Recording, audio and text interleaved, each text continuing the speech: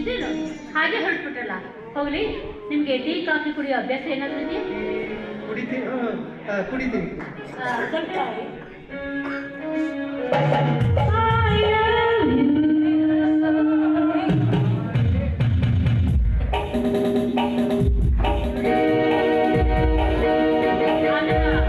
ಓದ್ತಾ ಇರಿ, ಈ ಬಂದು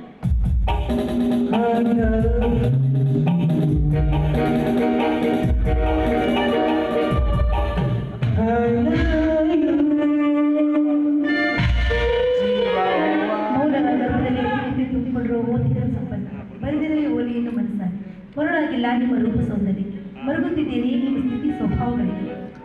ನಾನು ಬರೆದ ಕಾಲದಲ್ಲಿ ಕಿಂಚಿತ್ತು ಆಸೆ ಇಲ್ಲ, ಆಗುವಚ್ಚರಿಗೆ ಈಡಾಗುವ ಚರಿತ್ರೆಯೂ ನನಗಿಲ್ಲ. ಆದರೆ ನಾವಿಬ್ಬರು ಒಂದಾಗಿ ನನ್ನ ತಾಯಿಗೆ ಸರಿಯಾಗಿ ಪಾಠ ಕಲಿಸಬೇಕಾಗಿದೆ.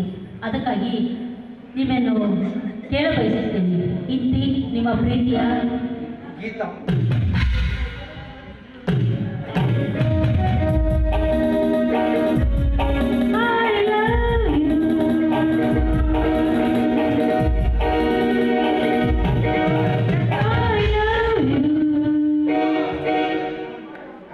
ನಾನು ಬರೆದ ಪತ್ರ ಓದಿದ್ರ? ಓದಿದೆ. ಛೇ, ನಿಮ್ಮ ಆಸೆ ಫಲಿಸುವುದು ಅಸಂಭವ. ಅಲ್ಲ, ತಿಳಿದವರಾದ ನೀವು ಸ್ವಲ್ಪ ಯೋಚನೆ ಮಾಡಬಾರ್ದು. ಯಾಕೆ? ಜಾಣವರೆಂದು ತಿಳ್ಕೊಳ್ತಾ ದೊಡ್ಡ ಮೂರ್ಖರು ನೀವು. ನಾನೊಂದು ಸಾಕಿದ ರಾಯಿ ಅಂತ ತಿಳಿದುಕೊಂಡ್ರು ನನ್ನ ತಾಯಿಗೆ ಸರಿಯಾಗಿ ಪಾಠ ಕಲಿಸಬೇಕಾಗಿದೆ. ನನ್ನ ಕೈ ಹಿಡಿಯುವ ಮನಸ್ಸು ನಿಮಗಿದೆಯೋ ಇಲ್ವೋ ಅಷ್ಟೇ ಹೇಳಿದ್ರೆ ಸಾಕು. ಅಲ್ಲ, ಬಿಸಿಲಲ್ಲಿ ದಾರಿ ಬದಿಕ ಫಲಭರಿತ ಮಾಮರ ಕಂಡಾಗ ಆಸೆ ಅನುಭವಿಸಿದ್ರು ಕೂಡ ತೋಟದೊಡೆಯ ದೊಣ್ಣೆಯ ಭೀತಿ ತಪ್ಪದು ಗೀತಾದೇವಿ. ನಾನು ಕೇಳ್ತಾ ಇರೋದು ನಿಮ್ಮ ಭೀತಿಯಲ್ಲ, ಪ್ರೀತಿಯಲ್ಲ. ನನ್ನ ಕೈ ಹಿಡಿಯುವ ಮನಸ್ಸು ನಿಮಗಿದೆಯೋ ಇಲ್ವೋ ಅಷ್ಟೇ ಹೇಳಿದ್ರೆ ಸಾಕು. ಇಲ್ಲ, ನಿಮ್ಮಂತ ಶ್ರೀಮಂತ ವರಪುತ್ರಿ ಒಲಿದು ಬಂದಾಗ ಇಲ್ಲ ಅನ್ನೋನು ನಿಜವಾಗಿ ನಿರ್ಭಾಗ್ಯ. ಆದರೂ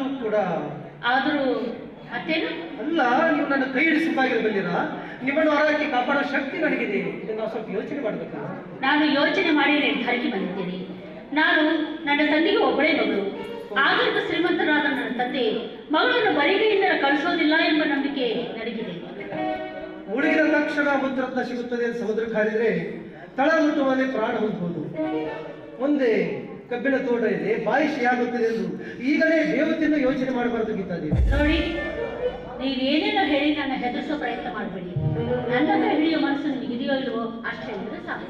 ಶಿವನೇ, ಅಲ್ಲ, ನಿಮ್ಮನ್ನೇ ನನಗೆ ದೇವರು ಕೊಡಿಯಾಗಿ ಕೊಟ್ಟಲ್ಲಿ ಕಷ್ಟನೆಲ್ಲ ನಾನು ಇಟ್ಕೊಂಡು ನನ್ನ ಸಂತೋಷನ ನಿಮಗಾಗಿ ಮೀಸಲಾಗಿರ್ತಾರಂತ ಕಣ್ಣಬದಿಯ ಸಾಕ್ಷಿ ಪ್ರಮಾಣ ಮಾಡ್ತೀನಿ.